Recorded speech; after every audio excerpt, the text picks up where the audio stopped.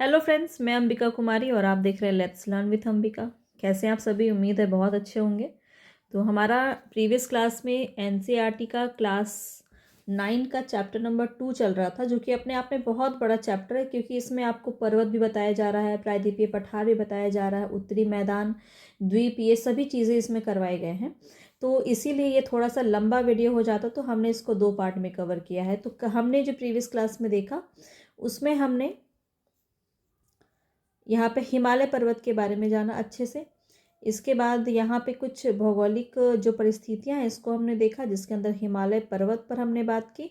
एक बार आज मैं फिर से इसको रिवीजन करवाऊँगी ताकि आपके दिमाग में अच्छे से बैठ जाए, और जो भी इसमें इम्पॉर्टेंट पॉइंट है उसको आप ज़रूर नोट कीजिएगा। ये आपको पूरी PDF मिल जाएगी, टेलीग्राम पे ज्वाइन हो जाएंगे वहाँ से। और आज मैं जो है ना, यहाँ पे आपको कल बताने में बहुत ज़्यादा परेशानी भी हो रही थी, क्योंकि यहाँ पे देखिए सभी चीज़ें स्टेटमेंट के रूप में है, तो आपको बहुत ज़्यादा दिक्कत जो है यहाँ पे देखने को मिल रही होगी, क्योंकि सभी चीज़ें एक साथ यहाँ पे नहीं दी गई हैं। तो मैं आपको अपने नोट्स के माध्यम से आज दिखाना चाहूँगी कि किस प्रकार से हम इस टॉपिक को और अच्छे से कवर कर सकते हैं। तो इसमें था हमारा प्रायद्वीप, ये हमने कर लिया था, ठीक है। पूरा हिमालय पर्वत हमने कर लिया था। उत्तरी मैदान जो है उसमें हमने यहाँ पे उत्तरी मैदान, जो ये 3 प्रमुख नदी प्रणाली सिंधु, गंगा, ब्रह्मपुत्र, इनके सहायक नदियों के से बना हुआ है ये पूरा उत्तरी मैदान। इसको हमने देखा था, जो कि इसका विस्तार कितना है, 7 लाख वर्ग किलोमीटर के क्षेत्र पर ये है। और यह मैदान लगभग 2400 किलोमीटर लंबा है और 240 से 320 किलोमीटर चौड़ा है। तो ये सभी बातें आपको नोट कर लेनी है, जो इम्पोर्टेंट बातें मैं यहाँ पे आपको बताई हूँ। अभी आप बस ध्यान से देखते चलिए, आपको पूरे नोट्स भी दिखाऊंगी, जिसके अंदर आपको बहुत अच्छे से सारी चीज़ें दी गई हैं, बिल्कुल मैप के माध्यम से समझेंगे। तो वो आपको दिखाऊंगी, क्योंकि थोड़ा समझना इम्पॉर्टेंट होता है, सिर्फ यहाँ पे रीडिंग करना नहीं है इम्पॉर्टेंट। तो इसको समझने के लिए थोड़ा डायग्राम की ज़रूरत पड़ेगी, जो हम बार बार यहाँ पे तो नहीं कर सकते हैं, मैप को ऊपर नीचे करके नहीं देख सकते हैं। तो इसलिए थोड़ा दिक्कत हो रहा था प्रीवियस क्लास में, तो हमने आपको बोला भी था कि हम इसको अच्छे से जो है करने की कोशिश यहाँ पे करेंगे। तो उत्तरी, एक बार मैं आपको रिकॉल कर रही हूँ ताकि आपको चीज़ें याद हो जाए। उत्तरी मैदान को मोटे तौर पर 3 उपवर्गों में विभाजित किया गया। उत्तरी मैदान के पश्चिमी भाग को पंजाब का मैदान कहते हैं। ये आपको बहुत अच्छे से याद रखना है, क्या होता है पंजाब का मैदान। सिंधु तथा इसकी सहायक नदियों द्वारा बनाए गए इस मैदान का बहुत बड़ा भाग कहाँ पे स्थित है? पाकिस्तान में स्थित है। और सिंधु तथा इसकी सहायक नदियाँ झेलम, चेनाब, रावी, व्यास तथा सतलुज हिमालय से निकलती है। और इस भाग में दोआब की संख्या बहुत ज़्यादा है। जो ये सभी आप देख रहे हैं, ये सभी नाम जो ये दोआब के अंदर ही आता है। और गंगा का जो मैदान है वो, इसका विस्तार आपका घग्गर, तीस्ता नदियों के बीच है। या उत्तरी भारत में हरियाणा, दिल्ली, उत्तर प्रदेश, बिहार, झारखंड के कुछ भाग तथा पश्चिमी बंगाल में फैला हुआ है। तो ये सब इम्पॉर्टेंट पॉइंट है, जिसको आपको नोट ज़रूर करना है। देखिए एनसीईआरटी करना इसलिए इम्पॉर्टेंट है, क्योंकि यहाँ से कुछ एक क्वेश्चन आपके जो है ना, बिल्कुल यहाँ से पूछ लिए जाते हैं, बिल्कुल आपके स्टेटमेंट वाइज क्वेश्चन बन जाते हैं। तो एनसीईआरटी से ही पूछे जाते हैं। अब आपको प्रॉब्लम इसलिए होती है क्योंकि जैसे आपका प्रायद्वीपीय पठार यहाँ पे दिया गया है, और प्रायद्वीपीय पठार का कुछ बात आपको अभी यहाँ पे बताया जाएगा, फिर क्लास 10 में जाएंगे फिर उस और डिटेल में बताया जाएगा, फिर क्लास 11 में अलग बताया जाएगा, क्लास 12 में थोड़ा और डिटेल में बताया जाएगा। तो इस प्रकार से हम लोग क्लास वाइज देखते जाते हैं, तो डिफ़िकल्टी लेवल थोड़ा थोड़ा धीरे धीरे बढ़ता जाता है, और ये परेशानी इसी वजह से होती है। तो नोट्स में हमने जो है बहुत अच्छे से एक एक चीज़ें वहाँ पे हमने डिस्कस की हैं, जो भी इम्पॉर्टेंट बात है। तो मैं आपको एक बार प्रायद्वीपीय पठार वहाँ पे नोट्स में दिखा देती हूँ, ताकि अच्छे से समझा जा सके। पहले हम यहाँ पे एक बार देख लेते हैं कि इसके बारे में क्या बातें यहाँ पे कही जा रही हैं। तो हम प्रायद्वीपीय पठार में ही थे, इससे पहले आपने नहीं देखा है तो आप पहले वीडियो में आप पहले जाके देखिए कि क्या चीज़ें वहाँ पे करवाई गई हैं। अभी मैं रिवीजन भी उसको करवा दूँगी कल वाला पार्ट, क्योंकि स्टेटमेंट में किया था तो कुछ चीज़ें आपके दिमाग में रही होंगी और कुछ चीज़ें आपके दिमाग से निकल भी गई होगी। तो जब आप वैसे पढ़ेंगे तो आप ज़्यादा बेहतर तरीके से समझेंगे, और मुझे भरोसा है कि आपको नोट्स में अच्छे से समझ में आएगा। अब देखिए प्रायद्वीपीय पठार में क्या बात कही जा रही है। तो प्रायद्वीपीय पठार एक मेज की आकृति वाला स्थल है, पुराने क्रिस्टलीय, आग्नेय और रूपांतरित शैलों से बना हुआ है। यह गोंडवाना भूमि के टूटने और अपवाह के कारण बना है। तो ये पॉइंट काफ़ी इम्पोर्टेंट है। पूछा जाता है कि कौन से लैंड से जो है संबंधित है, तो हम आप सभी जानते हैं कि गोंडवाना लैंड से ही हम ये पूरा आपका संबंधित है। एक दो लैंड था आपका, अंगारा लैंड और गोंडवाना लैंड, जो कि आपस में टूट के तेतीस सागर के बीच में था और वहाँ से टूट के जो है ये आपका अलग हो जाता है। और यही कारण है कि यह प्राचीनतम भूभाग का एक हिस्सा माना जाता है। कौन सा? प्रायद्वीपीय पठार। इतनी बातें क्लियर है कि प्रायद्वीपीय पठार आपका किसका हिस्सा है? तो गोंडवाना भूमि के टूटने और अपवाह के कारण ये बना है, इसीलिए यह जो है सबसे प्राचीन माना जाता है। इस पठारी भाग में चौड़ी और छिछली घाटियां और गोलाकार पहाड़ियां हैं। देखिए सेम यही बिंदु उठा करके आपके एग्जाम में पूछ लिया जाता है, इसलिए आपका एनसीईआरटी करना इंपॉर्टेंट है। जो बातें बता रही हूँ उसको बिल्कुल आप नोट कीजिए और बार बार उसको रिवीजन करेंगे ना, तो आपके लिए बहुत आसान हो जाएगा। अभी फर्स्ट टाइम आप देख रहे हैं, पढ़ रहे हैं, तो आपको थोड़ा प्रॉब्लम हो सकता है, क्योंकि आपको लग रहा होगा कि इसको याद कैसे रखेंगे। लेकिन देखिए तरीका होता है किसी भी चीज़ को पढ़ने का, तो आप इसको अगर पॉइंट वाइज नोट कर लेंगे और इसको बार बार रिवीजन करेंगे तो ये चीज़ें आपको बहुत आसान लगेंगी आगे चल के। जब इसका एग्ज़ाम आप देखेंगे, एग्ज़ाम में जो क्वेश्चन देखेंगे या फिर इसका जो मैं आपको टॉपिक वाइज क्वेश्चन प्रैक्टिस करवाऊंगी, वहाँ पे आपके क्वेश्चंस बनेंगे, तब आपको समझ में आएगा कि हाँ चीज़ें किस प्रकार से पूछी जाती हैं। क्लियर है? अब देखिए इस पठार को दो भाग में, मध्य उच्च भूमि और दक्कन का पठार, इन दो भागों में बांटा गया है। नर्मदा नदी के उत्तर में प्रायद्वीपीय पठार का वह भाग है जो कि मालवा के पठार के अधिकतर भागों में फैला हुआ है। अभी मैं आपको दिखाऊंगी मालवा का पठार कहाँ पे पड़ता है, कहाँ पे कैसे, आपको सभी चीज़ें बिल्कुल अच्छे से विजुअली आपको अच्छे से याद हो जाएंगी।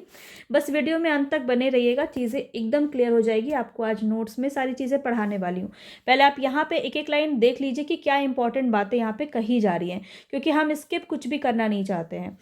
और उच्च मध्य भूमि के नाम से जाना जाता है, अधिकतर भागों में फैला हुआ है। प्रायद्वीपीय पठार का वह भाग जो कि मालवा के पठार के अधिकतर भागों में फैला हुआ है, उसे मध्य उच्च भूमि के नाम से जाना जाता है। तो इतना बस याद रखिए कि मालवा का जो पठार है वो आपका मध्य उच्च भूमि के नाम से जाना जाता है। विंध्य श्रृंखला दक्षिण में सतपुड़ा और उत्तर पश्चिम में अरावली से घिरा हुआ है। पश्चिम में यह धीरे धीरे राजस्थान के बलुई और पथरीले मरुस्थल में मिल जाता है। अब देखिए ये है बहुत ही इजी जो भी बताया जा रहा है इसमें, लेकिन समझ में इसलिए नहीं आ रहा है क्योंकि आप जब ये पढ़ रहे होंगे तो मुझे क्या हो रहा है, ये पूरा मतलब माइंड मैपिंग हो जाता है। अब ये पढ़ते पढ़ते ही मुझे पूरा मैप याद आने लग रहा है कि कहाँ पे क्या बातें कही जा रही। उत्तर पश्चिम में अरावली से घिरा हुआ है, ये सारी बातें आपको मैप अगर आप अच्छे से करेंगे ना, तो आपको बहुत अच्छे से ये सभी चीज़ें समझ में आएंगी। तो अभी मैप में देखोगे आप तो अब बहुत अच्छे से आपको क्लियर होगा।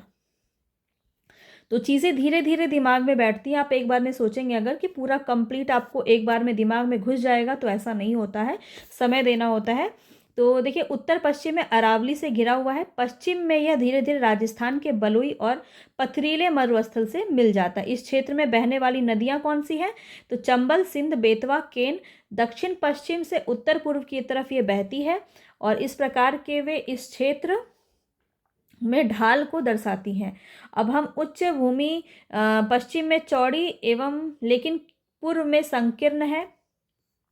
इस पठार के पूर्वी विस्तार को स्थानीय रूप से बुंदेलखंड और बघेलखंड के नाम से जाना जाता है। बहुत ज़्यादा इंपॉर्टेंट पॉइंट है, इसको आप नोट करेंगे। मैंने हाईलाइट करके रखा है ताकि आप इसको नोट करें, है ना। अब यहाँ पे देखिए इसके और पूर्व के विस्तार में अगर हम जाएंगे तो दामोदर नदी द्वारा अपवाहित छोटा नागपुर का पठार दर्शाता है। मतलब जैसे ही आप इसके पूर्व में जाएंगे, इस इलाके में जाएंगे, बघेलखंड, बुंदेलखंड, आप एमपी वाला आप उधर वाला एरिया देख रहे हैं, उससे ठीक आप अगर पूर्व की तरफ जाएंगे तो आपका छोटा नागपुर का पठार यानी कि झारखंड आपको दिखेगा, है ना। तो दक्षिण का पठार एक त्रिभुजाकार भूभाग है जो नर्मदा नदी के दक्षिण में स्थित है। नर्मदा नदी भी मैं अभी आपको दिखाऊंगी, सारी चीज़ें आपको करवाई जाएंगी, आप बिल्कुल पेशेंस से बने रहिए। अभी जैसे यहाँ पे अगर मैं आपको मैप में दिखाऊं, यहाँ पे वही है कि पॉसिबल नहीं होता है इस तरह से बार बार मैं आपको मैप में दिखाऊं, पर आप यहाँ पे देखिए, यहाँ पे आपकी नर्मदा नदी है, यहाँ पे आपकी ताप्ती है, और ये मैंने आपको कल बताया था कि सतपुड़ा और सिंध श्रेणी और सतपुड़ा श्रेणी के बीचों बीच जो है नर्मदा नदी बहती है और इधर से आपकी ताप्ती बहती है। तो अगर पूछा जाता है ना कि नर्मदा नदी के सम्मान आपकी कौन सी नदियाँ बहती हैं या इसके समानांतर में कौन सी नदियाँ बहती है, तो ताप्ती नदी हो जाएगी। तो ये सभी चीज़ें आपके नोट से आपके क्लियर होंगे और साथ ही मैप से क्लियर होंगे। अगर आप मैप को बहुत अच्छे से आपने देखा है तो बहुत आसानी से आप इन सभी चीज़ों को कर पाएंगे। ठीक है, अब देखिए यहाँ पे जो है आपका मालवा का पठार है, और ठीक ही मैं आपसे भी बोल रही थी कि इसके पूर्व में आप देखिए एमपी वाला एरिया है आपका, और इसके ठीक पूर्व में आपका छोटा नागपुर का पठार है, ये आप देख रहे हैं। तो चलिए यहाँ पे भी हम आगे देख लेते हैं। 5 मिनट का टाइम दीजिए, 5 मिनट में इसको हम कंप्लीट करके आपको नोट्स में इसको समझाएंगे, ताकि आप और बेहतर तरीके से समझ में आपको आ जाएगा, क्योंकि वहाँ पे सब कुछ आपको सिस्टमैटिक रूप में मिलेगा। ठीक है, तो उसको भी हम देखेंगे। और मैं आपसे बोलना भूल जाती हूँ, चैनल पे नए तो सब्सक्राइब ज़रूर कर लीजिए, क्योंकि पूरा ज्योग्राफी कंप्लीट करवा रही हूँ आपको। क्लास 12 तक आपका पूरा कंप्लीट कराया जाएगा, साथ ही साथ हिस्ट्री भी हम अच्छे से करेंगे, ज्योग्राफी भी हम कर ही रहे हैं, और जो चीज़ें इंपॉर्टेंट है बीपीएससी टीआरई 4 के रिगार्डिंग उसको हम करेंगे यहाँ पे बहुत अच्छे तरीके से। ठीक है, आपका टीआरई 4 आते आते आपको बिल्कुल चैंपियन बना दिया जाएगा। तो बस आपको क्लास में बने रहना है। ठीक है, हिंदी साहित्य के जितने भी विद्यार्थी क्वेश्चन कर रहे हैं कि आधुनिक क्लास करवाइए मैम, तो आधुनिक क्लास की जो है ना आपके नोट्स की प्रिपरेशन हो रही है, बनाने की तैयारी की जा रही है, क्योंकि काफ़ी टाइम लगता है, आप जानते हैं बहुत मेहनत लगती है उसको बनाने में।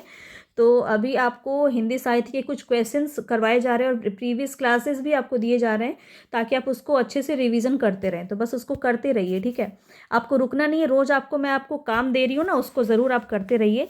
अगर आप एक भी दिन स्किप करेंगे तो आप 200 बच्चों से पीछे हो जाएंगे, ये आप मान के चलिए। ठीक है, क्योंकि कंपटीशन बहुत हाई है। अब यहाँ पे देखिए कहाँ थे हम, तो यहाँ पे हमने देखा कि दक्षिण का पठार आपका त्रिभुजाकार भूभाग है, जो नर्मदा नदी के दक्षिण में स्थित है। ठीक है, नर्मदा नदी आपको भी हमने दिखाया, उसके दक्षिण मतलब नीचे आपका ये वाला एरिया में आपका जो है इस प्रकार से कुछ है, और ये आपका देखिए त्रिभुजाकार में आता है। ठीक है, तो यही है आपका दक्षिण का पठार। ठीक है, और उत्तर में इसके चौड़ा आधार पर सतपुड़ा की श्रृंखला है। अब देखिए कितना ही इजी है ये बात समझना, लेकिन आपको समझ में नहीं आएगा क्योंकि आप मैप नहीं जानते। अगर आपने मैप पढ़ा होगा तो बहुत आसानी से आपको समझ में आएगा। अभी आपको समझाएंगे, देखिए 2 मिनट में आपको समझ में आ जाएगा। बोला जा रहा है उत्तर में इसके चौड़े आधार पर, यानी कि आपको हमने दिखाया सतपुड़ा श्रेणी यहाँ पे था, जहाँ पे इसके नीचे नर्मदा बह रही है। तो वही बात यहाँ पे कहा जा रहा है कि सतपुड़ा श्रृंखला है जहाँ पे, वहाँ पे क्या है, चौड़ा है आधार, यानी कि आप देख रहे हैं इस तरफ आपका, फिर से देखिए इस तरफ आपका चौड़ा है, आप देख रहे हैं इस तरफ आपका चौड़ा है, और इस तरफ संकीर्ण है। ये आप समझ गए अब कि क्या बात यहाँ पे कहा जा रहा है। तो उत्तर में क्या है, ये उत्तर है ना, आप जान रहे हैं ऊपर वाला साइड उत्तर होता है, इधर वाला दक्षिण होता है, ये सब तो आपको पता ही होगा। तो उत्तर में इसके चौड़े आधार पर सतपुड़ा की श्रृंखला है इस जगह पे, जबकि महादेव, कैमूर की पहाड़ी और मैकाल श्रृंखला इसके पूर्वी विस्तार में है। इसके पूर्वी विस्तार में है, ये बात आपको ध्यान में रखना है कि इसके पूर्वी विस्तार में है। ठीक है, भारत के भौतिक मानचित्र पर इन पहाड़ियों एवं श्रृंखलाओं की स्थिति ज्ञात करें। दक्षिण का पठार पश्चिम में ऊंचा और पूर्व में कम ढाल वाला है। इस यहाँ पे आपको ये सब इम्पॉर्टेंट नहीं है, जहाँ से प्रश्न बनेगा वो हम देख रहे हैं। तो जिसे स्थानीय रूप में क्या कहते हैं, मेघालय में कार्बी एंगलोंग पठार तथा उत्तर कचार पहाड़ी के नाम से जाना जाता है। यह इसको आप नोट कीजिए, बहुत इंपॉर्टेंट है। यह एक भ्रंश के द्वारा छोटा नागपुर पठार से अलग होती है। बहुत ही ज़्यादा इंपॉर्टेंट प्रश्न यहाँ से आपका पूछा जा सकता है। पश्चिम से पूर्व की ओर 3 महत्वपूर्ण श्रृंखला गारो, खासी और जयंतिया है। अब दक्षिण के पठार के पूर्वी एवं पश्चिमी सिरे पर क्रमशः पूर्वी तथा पश्चिमी घाट स्थित है। तो ये बात आपसे ऐसे कहा जा रहा है कि ये है आपका दक्षिण के पठार में, देखिए ये है आपका पूर्वी और ये है पश्चिमी सिरा। ये आपका क्रमशः क्या कहलाता है, ये वाला एरिया आपका क्या कहलाता है, घाट कहलाता है। ठीक है, ये आपका पूर्वी घाट, ये आपका पश्चिमी घाट कहलाता है। पश्चिमी घाट पश्चिम तट के समानांतर है, ये सेम बात यही कही जा रही है कि देखिए ये समानांतर है आपका, इस प्रकार से आपको फिर से दिखा रही हूँ, आप फिर से देखिए, ये देखिए समानांतर है। कलर में अगर हम आपको चेंज करके दिखाएं, ये आप देख सकते हैं, ये समानांतर है ना, इधर से ये भी समानांतर है।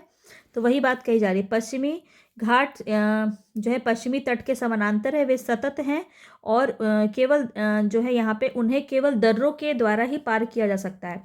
अब यहाँ पे जो है आपके 3 जो है घाट हैं, थाल घाट, भोर घाट और पाल घाट। ये आपको याद रखना है कि इन्हीं दर्रों के माध्यम से इस पश्चिमी घाट पे आपका जाया जाता है। और इधर आपके तो बहुत सारे विभिन्नताएं हैं, वो भी आपको अभी पता चलेगा।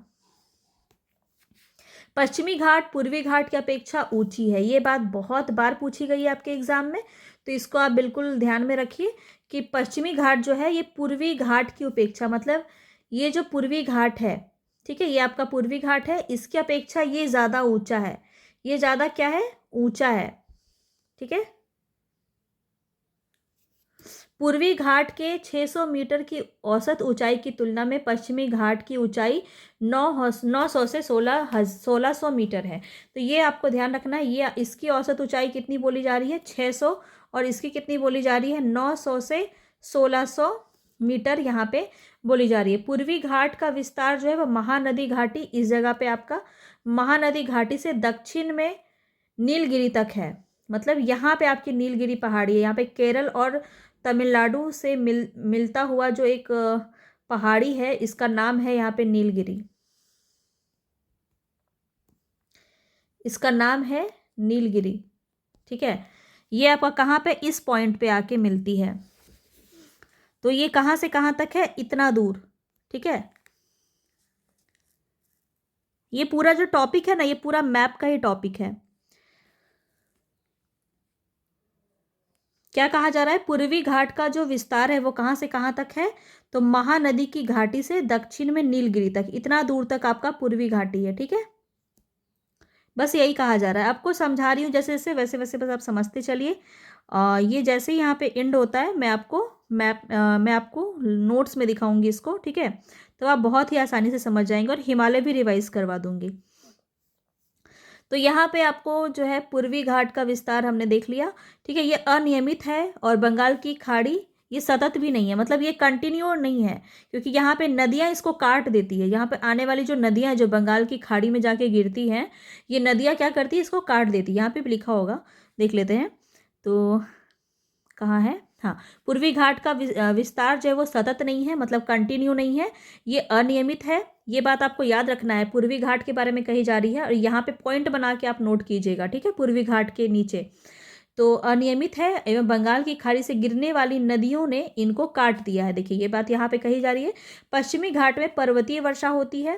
तो देखिए, आपको पश्चिमी घाट और पूर्वी घाट का बिल्कुल आपको तुलनात्मक तरीके से नोट्स बनाना चाहिए, ताकि आपको पढ़ने में आसानी हो, है ना, क्या बातें किस में कही जा रही है। अभी नोट्स में दिखाऊंगी, बहुत आसानी से समझ में आपको आ जाएगा। अब यहाँ पे देखिए, यहाँ पे क्या कहा जा रहा है, तो यह वर्षा घाट के पश्चिमी ढाल पर आर्द्र हवा के से टकराकर ऊपर उठने के कारण होती है। पश्चिमी घाट को विभिन्न स्थानीय नामों से जाना जाता है। अब देखिए कहाँ पे किस नाम से जाना जाता है, ये भी इंपॉर्टेंट है। तो इस भाग के सबसे ऊंचे शिखर, देखिए बहुत बार पूछा जाता है, पश्चिमी घाट की ऊंचाई उत्तर से दक्षिण की ओर बढ़ती है, और इस भाग के शिखर ऊंचे होते हैं। अनाई मुड़ी 2695, इसको नोट कीजिए। उसका दोदा बेटा, ठीक है, दोदा बेटा 2633 मीटर। पूर्वी घाट का सबसे ऊंचा अगर शिखर की बात करें तो महेंद्रगिरी, ठीक है, महेंद्रगिरी जो है वो हो जाएगा आपका, ये आपका कहाँ है, महेंद्रगिरी उड़ीसा में है। ठीक है, उड़ीसा में है आपका, लिखा है क्या, अच्छा यहाँ लिखा नहीं है, लेकिन याद रखिए कि पूर्वी घाट का जो सबसे ऊंचा शिखर है महेंद्रगिरी, ये आपका उड़ीसा में है, ये नोट कर लीजिएगा, 1500 मीटर। ठीक है, पूर्वी घाट के दक्षिण पश्चिम में क्या है, सेवराय और जावेड़ी की पहाड़ियाँ हैं। अब आपको ज़्यादा कंफ्यूज नहीं करते हैं, चलिए हम चलते हैं नोट्स की तरफ। इसके बाद जो यहाँ दिया है ये इतना कुछ इंपॉर्टेंट नहीं है। अब हम आपको दिखाते हैं कि कौन कौन सी जो पहाड़ियाँ हैं वो आपके लिए इम्पॉर्टेंट है ना, तो वो आप देख लेंगे एक बार, तो आपको बहुत अच्छे से समझ में आ जाएगा। अब आप देख सकते हैं ये है नोट्स जो बीपीएससी तैयारी 4 के लिए ज्योग्राफी के नोट्स हैं। तो इसमें हम एक बार देख लेते हैं, भारत का भौगोलिक परिचय, ये नहीं, इसको तो हमने कर ही लिया है ना। यहाँ पे मैं आपको दिखाती हूँ, ये सब तो अभी है जो हम पढ़ रहे हैं उसको हम देखते हैं। हाँ, भौतिक संरचना हम देख रहे हैं ना, ये पूरा मैप के ज़रिए आपको यहाँ पे दिखाया गया है सारा। ठीक है, आप ये नोट्स लेंगे तो आपको आसानी से इसको आप समझ पाएंगे। तो देखिए यहाँ पे पूरा मैप के जरिए बताया गया उत्तरी पर्वतीय प्रदेश यहाँ पे आपका कौन कौन सा है। ये पूरी हिस्ट्री यहाँ पे दी हुई है इसकी कि तेथिस सागर से किस प्रकार आपका अंगारा गोंडवाना ये आपका अलग होता है। इसको रहने दीजिए, हम चलते। देखिए हमने ट्रांस हिमालय ये सब हमने कल पढ़ा था, इसको भी हम रिवीजन कर लेंगे। पहले एक बार हम देख लेते हैं आपका यहाँ भी नहीं है, ये तो अभी हिमालय ही चल रहा है। बहुत डिटेल में सारा कुछ करवाया गया है, बहुत मज़ा आएगा आपको पढ़ के। तो हम यहाँ पे चलते हैं, ये उत्तरी विशाल मैदान है, प्रायद्वीपीय पठार। अब देखिए यहाँ पे आपका दिया गया है दक्षिणी पठार। तो यहाँ पे हमने ये सब हमने नहीं देखा है। यहाँ पे आप देख सकते हैं, यह भारत का ही नहीं वरन विश्व का सबसे प्राचीनतम पठार है अपना। ये हमने पढ़ा था अभी। और यह आर्कियन काल की चट्टानों से बना है। कुछ एडिशनल चीज़ें भी हैं जो आपको मैंने बताया कि ये क्लास 12 तक का पूरा आपको मिल जाएगा इसमें। तो इसमें कुछ चीज़ें आप अभी नहीं पढ़े होंगे एनसीईआरटी में, लेकिन वो भी आपको यहाँ पे दिया गया है। ठीक है, तो जो हमने पढ़ लिया है वो आप देखिए, अरावली, कैमूर, राजमहल, शिलोंग की पहाड़ियाँ प्रायद्वीपीय पठार की उत्तरी सीमा बनाती है। इसका दक्षिणी छोर कन्याकुमारी है और इसकी पूर्वी सीमा पर पूर्वी घाट पर्वत है और पश्चिमी सीमा पर पश्चिमी घाट पर्वत स्थित है। अफ्रीका के भारत से अलग होने के क्रम में अरब सागर के रूप में भ्रंश घाटी का निर्माण हुआ है। भ्रंश कगार के रूप में, इसको थोड़ा सा जूम कर देते हैं।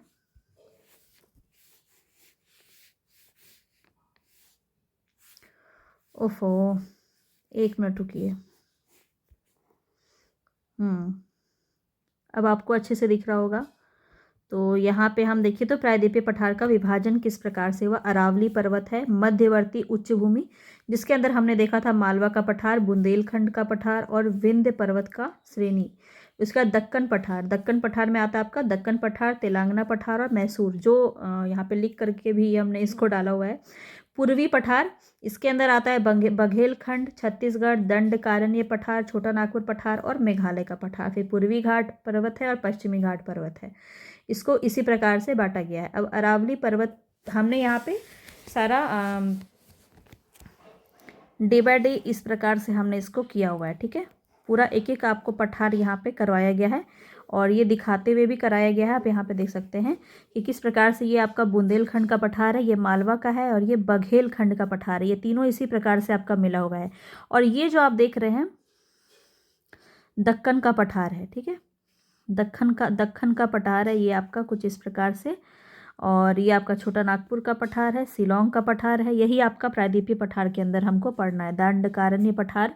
तो ये पूरा मैप में आप जब देखेंगे तो आपके दिमाग में फिट हो जाएगा कि किस प्रकार से क्या चीज़ें यहाँ पे कही गई है। अब देखिए पूर्वी घाट में यहाँ पे क्या क्या इंपॉर्टेंट है, पश्चिमी घाट में क्या क्या इंपॉर्टेंट है, वो सब यहाँ दिया गया है। अब कौन कौन सी श्रेणी और पर्वत यहाँ पे है इसको भी देखिए। यहाँ पे ये आपको याद रखना है। पूर्वी घाट पर्वत, नालकोंडा, पालकोंडा, जाबादी पहाड़ी, सेवरॉय की पहाड़ी, पालनी पहाड़ी, नीलगिरी पहाड़ी, अन्नामलाई, कार्डमम की पहाड़ी काफ़ी बार पूछी जाती है। केरल के साइड, केरल में है आपका ये नागरकोयल पहाड़ी।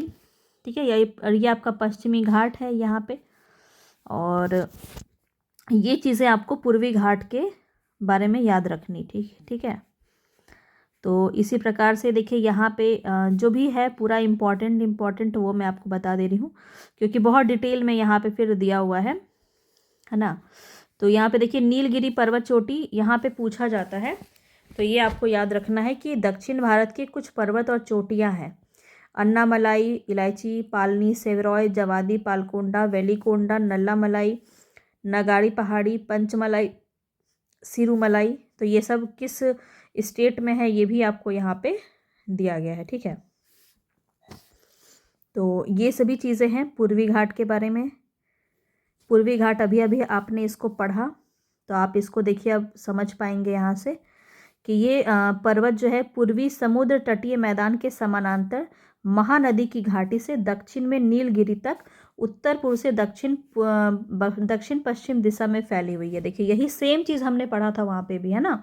अब आपको थोड़ा सा अच्छे से समझ में आ रहा होगा कि हमने देखा यहाँ पे जो आपकी महानदी नदी है और यहाँ पे आपकी नीलगिरी है, तो ये वाला जो एरिया है ये आपका कहाँ है, पूर्वी घाट। ठीक है, अब आपको कुछ तो ज़रूर दिमाग में फिट हुआ होगा। तो इसी प्रकार से जब आप एक दो बार से ज़्यादा पढ़ते हैं, रिवीजन करते हैं, तो चीज़ें आपको याद होती है ना। इसकी लंबाई 1800 किलोमीटर और वो एवरेज बताया गया था 600 मीटर के समथिंग में, यहाँ पे किलोमीटर में बात की गई है, ये आपको कंफ्यूज नहीं होना है। ये अवशिष्ट पर्वत है, ये भी पॉइंट याद रखें। इसका विकास कोडप्पा संरचना से हुआ है। यह श्रृंखला उड़ीसा से तमिलनाडु तक है। पश्चिमी घाट पर्वत की तुलना में इसका अपर्दन अधिक हुआ है, इसकी तुलना में यह कम ऊंचा है। नदी अपर्दन के कारण इसकी क्रमबद्धता भी लगभग समाप्त हो चुकी है। बता चुकी हूँ ये सब मैं आपको कि बंगाल की खाड़ी की तरफ बहने वाली जो नदियाँ उसको काट देती हैं, और इसकी जो इसी प्रकार से याद रखिएगा आप कि ये जो है ऊंचाई में कम है, पश्चिमी घाट ज़्यादा है। तो ये सभी बातें आपको देख के समझ में आ ही गया होगा कि यहाँ पे सारा कुछ आपको जो है एनसीईआरटी से ही बनाया गया है पूरा डेटा। ठीक है, तो ये था पूरा इसके बारे में, पश्चिमी यहाँ पे प्रायद्वीपीय पठार के बारे में। हाँ, एक चीज़ और है जो आपको ये याद रखनी है। थाल घाट जो है मुंबई से नासिक तक है, ये दर्रा है आपका जो भी हमने आपको बताया, और ये भोर घाट है, ये मुंबई से पुणे तक है। इसको भी नोट कर लीजिए क्योंकि ये काफ़ी बार आपके एग्जाम में बना है। ठीक है, और कुछ कुछ यहाँ पे इंपॉर्टेंट बातें और भी दी गई हैं, जैसे यहाँ पे दक्षिण सह्याद्री उत्तरी सह्याद्री में बांटा गया है इसको। उत्तरी सह्याद्री की ऊपरी सतह पर लावा निक्षेप है। उत्तरी सह्याद्री का सर्वोच्च शिखर काल सुवाई है। ये सब आपको ऊपर के क्लास में मिलेगा ना। तो यहाँ पे सब कुछ हमने इसको ऐसे ही डाल दिया है। ठीक है, तो ये बस मैं आपको इसलिए रिलेट करने के लिए यहाँ पे दिखा रही हूँ ताकि आप इसको रिलेट कर पाए कि हाँ एनसीईआरटी में हमने यही सेम चीज़ पढ़ी थी अभी, है ना। और ये आप देख रहे हैं कि पश्चिमी घाट में 900 से 1600 मीटर इसकी औसत ऊंचाई है, और भारत की दूसरी सबसे लंबी पर्वत श्रेणी भी ये मानी जाती है। ये भी आपको ध्यान रखना है।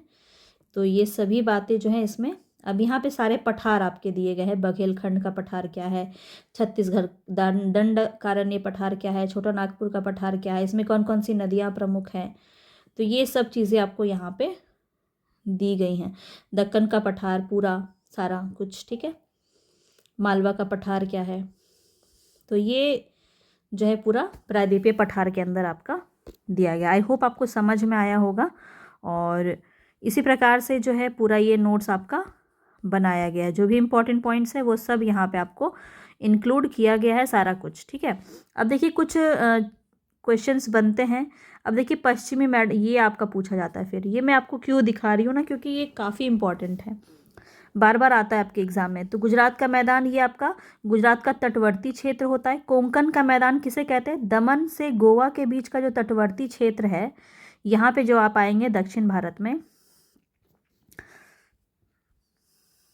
रेड ले लेते हैं। यहाँ पे जो आप आएंगे दक्षिण भारत में, यहाँ पे जो आपका गुजरात है, यहाँ पे तो ये गुजरात का तटवर्ती क्षेत्र ही है। ठीक है, गुजरात का मैदान। कोंकण का मैदान किसे कहते हैं, याद रखिए कि गोवा, दमन से लेके गोवा के बीच यहाँ का जो एरिया है आपका, ये आपका कोंकण कहलाता है। और गोवा से मंगलोर, यहाँ वाला इलाका आपका कन्नड़ या कर्नाटक कहलाता है।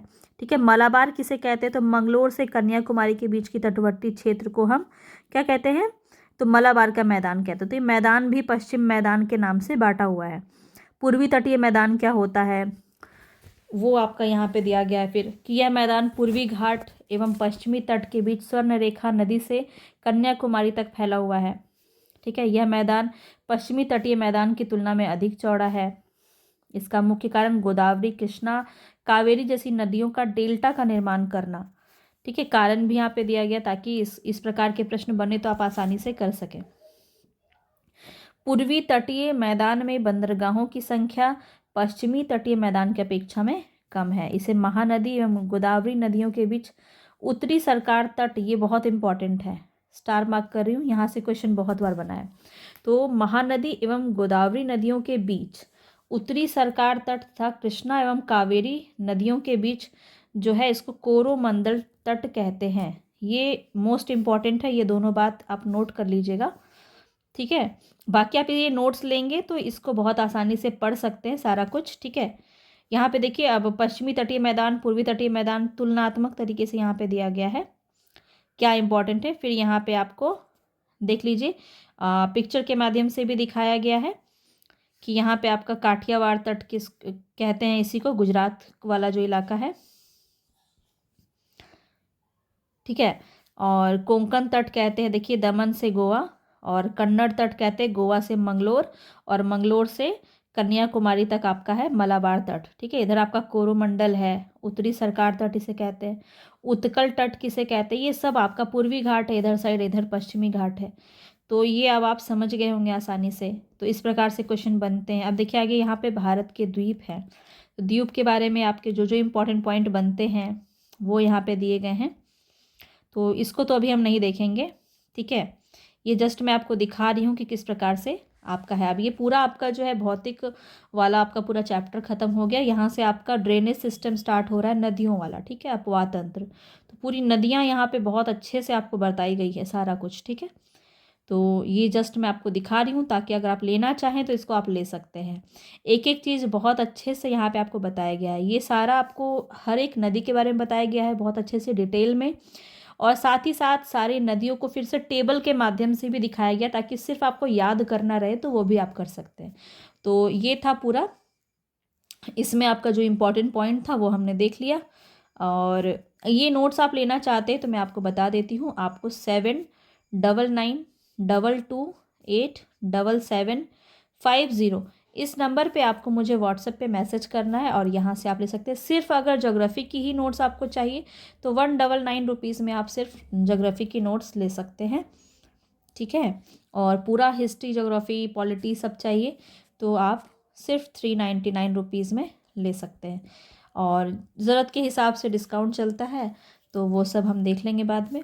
तो फ़िलहाल इतना ही था। और एनसीईआरटी जो है हमारा, अभी हम इसको कंटिन्यू रखेंगे। जहाँ ज़रूरत पड़ती है आपको ईज़िली बताने के लिए मैंने जो है यहाँ पे आपको ये नोट्स दिखाए ताकि आपको आसानी से समझ में आए। अब देखिए एक क्वेश्चन पूछती हूँ, पूर्वी घाट जो है इसका सर्वोच्च शिखर कौन सा है, बताएंगे मुझे आप कमेंट बॉक्स में, है ना,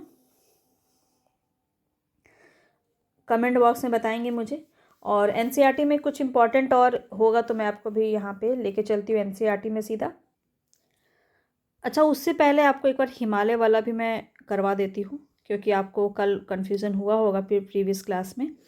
तो एक बार मैं आपको वो भी करवा देती हूँ, आपको बहुत अच्छे से समझ में आ जाएगा हिमालय वाला, ठीक है। Just a minute.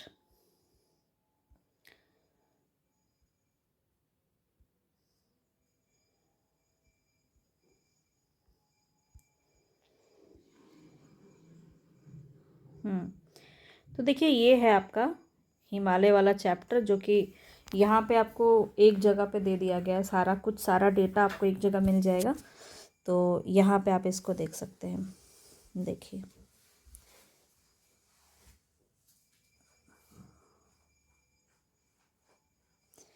अब देखिए यहाँ पे ट्रांस हिमालय के बारे में तो अभी एनसीईआरटी में बात की नहीं गई है, तो इसको हम अभी रहने देते हैं। ट्रांस हिमालय के अंदर ही आपका आता है ये श्रेणी, है ना। ये पूछा जाता है कराकोरम, लद्दाख, जास्कर, ये तीनों, और कहाँ पे कौन कौन से दर्रे आते हैं, कौन कौन से पर्वत आते हैं, ये सब चीज़ें आपका यहाँ पे दिया गया है ट्रांस हिमालय के अंदर। तो हमने अभी वो क्लास 10 में आपका दिखेगा आपको। तो यहाँ पे देखिए आपका बृहद हिमालय आपको पढ़ाया गया था इसमें, जिसको आप आंतरिक हिमालय या हिमाद्री के नाम से भी जानते हैं। तो ये हमेशा क्या होता है, बर्फ़ से ढके होने के कारण इसे हिमाद्री भी कहा जाता है। सर्वोच्च हिमालय, महान हिमालय, आंतरिक हिमालय भी इसी का नाम है, ठीक है। इसके बाद अगर हम बात करें तो बृहद हिमालय सबसे प्राचीनतम एवं सर्वाधिक सतत श्रृंखला है। महान हिमालय के वलय प्रकृति असीमित है। हिमालय के इस भाग को क्रोड ग्रेनाइट से बना हुआ है। ये पॉइंट कल प्रीवियस क्लास में भी मैंने आपको नोट करवाया था, तो ये भी आपको ध्यान रखना है। अब देखिए ये इसका आंतरिक भाग जो है वो आर्कियन शैल जैसे ग्रेनाइट, नीस, सिल्ट जैसे शैलों से बना हुआ है, और इसके सिरे और पश्चिम भागों में कायांतित अवसादी शैल पाई जाती है। अब यह पश्चिम में, अब देखिए यहाँ पे कई बार क्रम से भी प्रश्न पूछा जाता है, तो याद रखिए। तो ये पश्चिम में नंगा पर्वत सिंधु नदी के गौर्ज से पूर्व अरुणाचल प्रदेश में नामचा बरवा तक ये एक चाप की भांति फैला हुआ है। ये आप इमेजिन कर पा रहे होंगे कि जो आपका ये वाला ऐसे करके जो जाता है, तो ये पूरा आपका इस प्रकार से हिमालय आपका पूरा फैला हुआ है। ठीक है, तो इमेजिन करते जाना है आपको साथ साथ में। अब यहाँ देखिए, तो विश्व की सर्वाधिक ऊंची चोटी माउंट एवरेस्ट, कंचनजंगा, मैकालू, धौलागिरी, नंगा पर्वत, अन्नपूर्णा, नंदा देवी, बद्रीनाथ, नीलकंठ, नमचा बरवा, केदारनाथ आदि इसी श्रेणी में पाए जाते हैं। ये बात आपको ध्यान रखना है। अब यहाँ पे से बात हो रही है वृहद हिमालय की, यानी कि हिमाद्री की बात हो रही है। वृहद हिमालय की औसत ऊंचाई कितनी है? 6100 मीटर है। और माउंट एवरेस्ट, जिसको चोमोलंगबा या सागर माथा भी कहते हैं, और इसकी सबसे ऊंची चोटी है माउंट एवरेस्ट। ठीक है, वृहद हिमालय के मध्य भाग में गंगा, यमुना और इसकी सहायक नदियों का उद्गम स्थल है। और इस पर्वत श्रेणी को काट कर बहने वाली नदियां हैं सिंधु, ब्रह्मपुत्र और अलकनंदा। और यही अलकनंदा फिर आगे जाके गंगा बनती है। गंगा तो स्टार्टिंग से है नहीं, जानते होंगे आप ये सब। और आगे बढ़ते हैं, तो यहाँ पे वृहद हिमालय मध्य हिमालय से मेन सेंट्रल थ्रस्ट के द्वारा अलग होती है। ये भी आपको प्रीवियस क्लास में मैंने बताया हुआ था। ये एनसीईआरटी में आपका भी आगे मिलेगा, आपको यहाँ पे नहीं देखने को मिलेगा क्लास 9 में। तो मेन सेंट्रल थ्रस्ट से जो है आपका अलग होती है। महान हिमालय या वृहद हिमालय की में पूर्व की तुलना में पश्चिमी भाग में हिम रेखा की ऊंचाई अधिक है। इस कारण पश्चिमी भाग का अधिक शुष्क होता, इसलिए वो पश्चिमी भाग जो है वो अधिक शुष्क होता है। ठीक है, वृहद हिमालय का पर्वतीय ढाल उत्तर की ओर मंद, दक्षिण की ओर तीव्र। ये आपका क्वेश्चन नहीं बनेगा, तो आगे देखते हैं। हाँ, सर्वोच्च शिखर पूछा जाता है। तो देखिए, माउंट एवरेस्ट, जिसे तिब्बत में चोमोलंगमा और नेपाल में सागर माथा कहते हैं, ये भी पूछा जाता है कई बार। तो इसकी ऊंचाई कितनी है ये भी आपको ध्यान रखना है। ठीक है, यहाँ पे 8848.86 मीटर याद रखेंगे। ये दिसंबर 2020 तक, ये भी डेटा आपको यहाँ पे बता दिया कि जब तक ये मापन हुआ है तब तक इतना था। ठीक है, अब देखिए, भारत का सर्वोच्च शिखर जो है वो क्या है? तो केटू, माउंट केटू है। गॉडविन ऑस्टिन कहते हैं इसको। ये पाक अधिकृत कश्मीर में स्थित है। तो अगर आपसे अविवादित पूछा जाएगा तब आपका केटू नहीं होगा। ठीक है, अगर ऐसे ही नॉर्मल वे में पूछा जाता है तो केटू आपका आंसर हो सकता है। भारत में स्थित हिमालय की सबसे ऊंची चोटी, भारत में स्थित याद रखेंगे। भारत में स्थित क्या हो जाएगा? कंचनजंगा, जो सिक्किम और नेपाल की सीमा पर स्थित है। और इस पर्वत श्रेणी में कौन कौन से दर्रे हैं वो भी आप ध्यान रखें। वृहद हिमालय में तो बुर्जिला दर्रा, कश्मीर में जोजिला दर्रा, लद्दाख में बारालामचा, हिमाचल प्रदेश में शिपकिला दर्रा, हिमाचल प्रदेश में थांगला, उत्तराखंड में, और नाथुला और जैलपा सिक्किम में। तो ये सारे दर्रे आपके इसी के अंदर देखने को मिलते हैं। वृहद हिमालय में कौन कौन सी चोटियां हैं ये देखिए, आपका पूरा आपको दिया गया है। सोर्स कौन से स्टेट में है ये आप देख लेंगे। माउंट एवरेस्ट, कंचनजंगा, मैकालू, धौलागिरी, नंगा पर्वत, अन्नपूर्णा, नंदा देवी, उत्तराखंड भारत में है। ये पूरी तरह से आपका यहीं से, बाकी सब तो आप देख रहे हैं कुछ ना कुछ आपका मिला हुआ है, पर नंदा देवी से याद रखिएगा आपका भारत में है ये। फिर नामचा बरवा, केदारनाथ, उत्तराखंड भारत में। इसके बाद आता है आपका हिमाचल, यानी कि मध्य प्रदेश, मध्य हिमाचल। ये भी आपको ध्यान रखना है कि इसको किस किस नाम से जाना जाता है।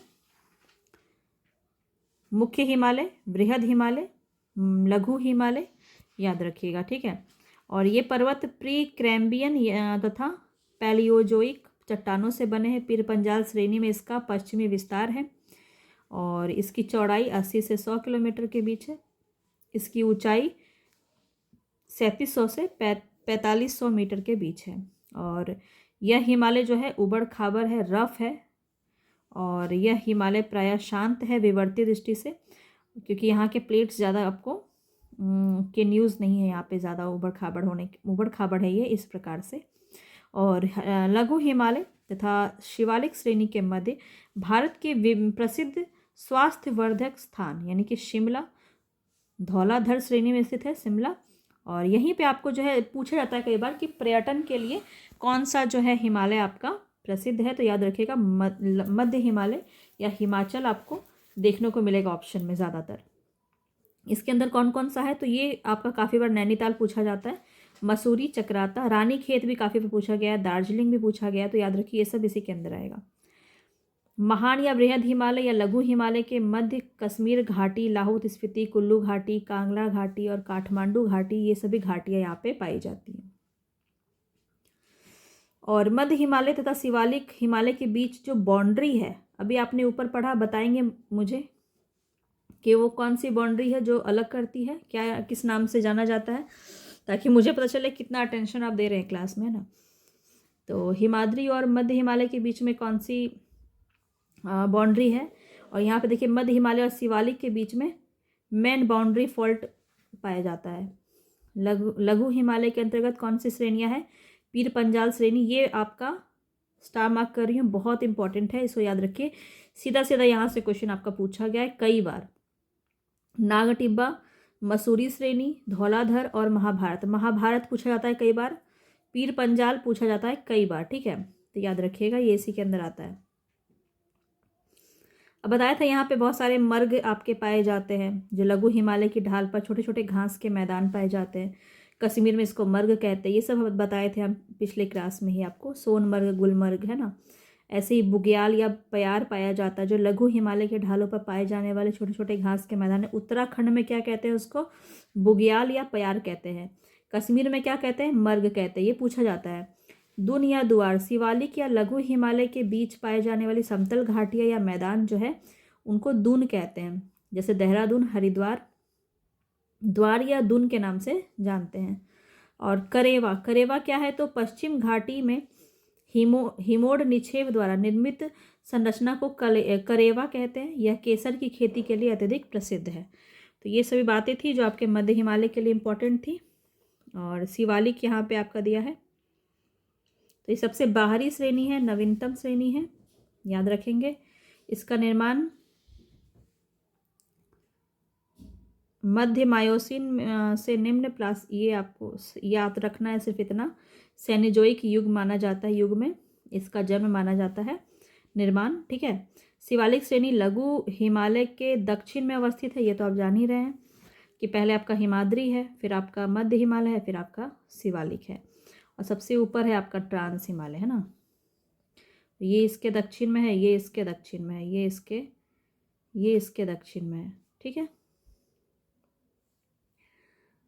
औसत ऊंचाई कितनी है, 900 से 1200 मीटर। इसका निर्माण बालू, कंकड़ और कांग्लोमेरेट सेल की मोटी परतों से हुआ है। शिवालिक के गिरिपद क्षेत्र में सिंधु से तिस्ता के बीच फैले भाबर का मैदान, यहाँ पे क्षेत्रफल में जो फैला हुआ है वो भाबर का मैदान कहलाता है। यह हिमालय पर्वत श्रृंखला का नवीनतम भाग है और इसे गोरखपुर के समीप हुंडवा श्रेणी तथा पूर्व में चुरिया मुरिया श्रेणी कहा जाता है। अरुणाचल प्रदेश में डाफला, मिरी, अबोर और मिसमी पहाड़ियाँ इस नाम से हिमालय को जाना जाता है। अब देखिए यहाँ पे ये मैप के माध्यम से बताया गया है। ये इस जगह को आप देख रहे हैं, ये आपका शिवालिक है, ये आपका क्या है, शिवालिक है, सबसे नीचे है। और इधर आप देख रहे हैं पूरा पूर्वी हिमालय जो है आपका, वो आपका यहाँ पे दिया गया है, ठीक है। डाफला, मिरी, अमोर, मिसमी, ये सब याद रखेंगे। और इधर आपका सारा श्रेणी दिया गया है। फिर आपकी पूर्वांचल की पहाड़ियाँ हैं जो हमने यहाँ पे आपको कल भी दिखाया था। तो ये डाफला पहाड़ी अरुणाचल प्रदेश में, अबोर पहाड़ी, पटकाई बूम कई बार पूछा गया है, मिकिर खांसी पहाड़ी कई बार पूछा गया है, मिसमी कई बार पूछा गया है, गारो जयंतिया कई बार पूछा गया है। तो ये सब आपको याद रखना, ये सब आपका जो है कुछ पूर्वांचल हिमालय की पहाड़ियाँ हैं, तो ये सब याद रखेंगे, ठीक है। यहाँ पे आपके इसको थोड़ा और डिटेल में यहाँ पे दिखाया गया है। अब देखिए पंजाब हिमालय, ये सब तो कल आपको बताया था कौन कौन सी श्रेणी इसके अंदर आती है। बाकी ये सब अब आप देख लीजिए, क्योंकि अब काफ़ी ज़्यादा फिर जो है यहाँ पे अंतर भी दिखाया गया है। पश्चिमी हिमालय पूर्वी हिमालय के बीच क्या अंतर है, कौन कौन से प्रमुख हिमनद हैं, ये सब आपके दिए गए हैं। फिर दर्रे यहाँ पे पासेज वगैरह दिए गए हैं, तो ये सब देख सकते हैं आप यहाँ पे, है ना। ये आपको याद रखना है, ये इम्पॉर्टेंट है, याद रखिएगा, कई बार बीपीएससी ने पूछा है यहाँ से। सतलज तथा काली नदी के मध्य में आपका कुमाऊं हिमालय है और भागीरथी और यमुना नदियों का उद्गम क्षेत्र इसी हिमालय में है। बद्रीनाथ केदारनाथ इसकी प्रमुख चोटियां हैं, कई बार आपके एग्जाम में पूछा गया है, याद रखेंगे। और नंदा देवी जो है वो कुमाऊं हिमालय का प्रमुख शिखर है और संगम है यहाँ पे आपका प्रमुख संगम देव प्रयाग, कर्ण प्रयाग, विष्णु प्रयाग और रुद्र प्रयाग इसी श्रेणी में स्थित है। मुख्यतः उत्तराखंड राज्य में स्थित है। फूलों की घाटी इसी श्रेणी में स्थित है। कुमाऊं हिमालय के बारे में यहाँ पे बताया गया है। नेपाल, उसी तरह नेपाल है, असम है। आई होप आपको अच्छे से समझ में आ गया होगा। ठीक है, अभी हम अपने एनसीईआरटी वाले पेज पे आते हैं कि हमारा कुछ बचा तो नहीं। देखिए यहाँ पे आपका ये सब कार्बी एंगलोंग पठार ये सब हमने बात कर ही लिया है। मरुस्थल में देखिए यहाँ पे आया आपका थार का मरुस्थल है। पहाड़ी अरावली पहाड़ी के पश्चिमी किनारे पर थार का मरुस्थल है और यह बालू के टिब्बों से ढका एक तरंगित मैदान है। यहाँ से ज़्यादा कुछ पूछा नहीं जाएगा आपका। लूनी नदी याद रखिएगा, जो कच्छ की खाड़ी में जाके विलीन हो जाती है। ठीक है, गुजरात में कच्छ की खाड़ी में जाके विलीन हो जाती है। ये पॉइंट आपको याद रखना है बस। और यहाँ से कुछ वैसा पूछा नहीं जाएगा। और तटीय मैदान में हमने बात कर ही लिया ये सब, इस सब के बारे में। ठीक है, मुंबई से गोवा, कहाँ से आपका कन्नड़ मैदान है, मलाबार तट किसके अंदर आता है, ये सब यहाँ से ज़्यादा आपको वहाँ से समझ में आएगा। केरल के मलाबार तट जो है वो कहाँ से कहाँ पे हैं। ठीक है, कौन सा डेल्टा बनाती है, महानदी गोदावरी, कृष्णा, कावेरी, इस तट पर विशाल डेल्टा का, ये सब हम कर चुके हैं, आपको याद रहा होगा। तो ये लगभग हमारा सारा कुछ हो ही चुका है। एक चीज़ यहाँ पे आप ध्यान रखिए, इसको पहले क्या कहते थे, यहाँ पे लकाद्वीप, मिनिकॉय, एमिन द्वीप के नाम से ये जाना जाता था। 73 में लक्षद्वीप इसका नाम रखा गया। 32 वर्ग किलोमीटर में छोटे से क्षेत्र में फैला हुआ है और करावती द्वीप जो है वो लक्षद्वीप का प्रशासनिक मुख्यालय है। इसको ज़रूर आप नोट कर लीजिएगा। ठीक है, ये वहाँ पे भी आपका ये सब दिया होगा, डिटेल में पढ़ेंगे तो आपको समझ में आएगा। ठीक है, और इस द्वीप समूह पर पादप तथा जंतु के कुछ प्रकार पाए जाते हैं। पिटली द्वीप, जहाँ मनुष्य का निवास नहीं है, पक्षी अभ्यारण्य है, इसको भी आप नोट कर लीजिए। और यहाँ पे कुछ उत्तर में अंडमान निकोबार द्वीप मुख्यतः 2 भागों में बटा है। उत्तर में अंडमान तथा दक्षिण में निकोबार, ये द्वीप समूह के बारे में दिया है। और ये आपको याद रखना है कि भारत का एक सक्रिय ज्वालामुखी है एकमात्र अंडमान निकोबार द्वीप समूह में, बैरन द्वीप, इसको नोट कर लीजिए। ठीक है, द्वीप वाले चैप्टर में आपको वो भी मिल जाएगा जितना कुछ है। कुछ वैसा और कुछ खास यहाँ पे नहीं है, सारा कुछ हमने आपको बता ही दिया। और इसका जो क्वेश्चन है यहाँ पे, इसको ज़रूर अटेम्प्ट कीजिएगा। ठीक है, और पसंद आया हो तो लाइक प्लीज़ कर दीजिएगा। मिलेंगे नेक्स्ट वीडियो में। और पसंद आया हो ज़्यादा से ज़्यादा लोगों तक शेयर कीजिए। यही आपके 2 काम हैं, इसको फटाफट कर लीजिए। मिलेंगे नेक्स्ट वीडियो में, तब तक के लिए धन्यवाद।